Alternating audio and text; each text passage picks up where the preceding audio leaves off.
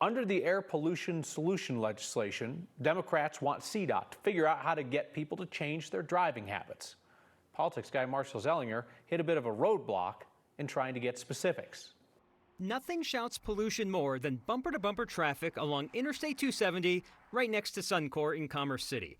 Under a bill to reduce greenhouse gases, CDOT will be required to give ideas to give drivers a reason to get off the road. It really is about, making more options, making them more attractive, making them work better for people in their daily lives. 270 is still going to be reconstructed. It might get an additional toll lane, which does not necessarily encourage drivers to reduce their driving.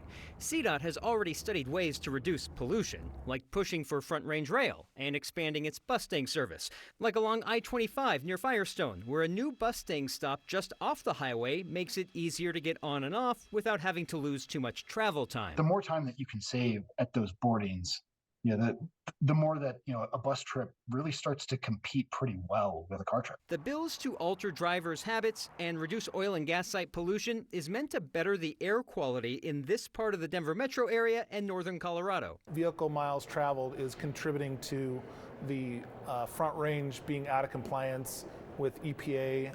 It's affecting ozone, air quality, people's health. Democratic State Senator Kevin Priola is one of the bill's main sponsors, who won't be around to see how it plays out. You're telling CDOT, come to me with some stuff. What's something you'd like to see? Well, I'm term limited, so they won't be coming to me. They'll be coming to legislators next year. Hopefully they'll come up with something very creative that helps address the issues we're dealing with along the Front Range with air quality and traffic. This is another bill that Democrats can push forward regardless of Republican opposition, and probably not too much resistance even within their own party. This combines several Democratic hopes: reducing the footprint of oil and gas operations, improving transit options, and in a way, Kyle, getting involved in local land use issues to make all of it happen. So all of this, there's a lot of kind of nudges, like nudge behavior this way, nudge behavior that way. You know how this is going to work once it gets into the outrage machine. The rage blender is going to spin it up as Democrats want to cap the number of miles you can drive, and then you can't drive any more miles. Is there a pathway to that in their bill?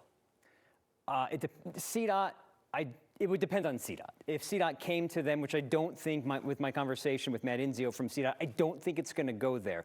I did have a conversation with State Senator Kevin Priola about incentives and do you have to incentivize people and give them money, like electric vehicles will give you a tax credit, how much has to come out of the state? And his hope was that it would cost $0 state dollars to get people to change their behavior.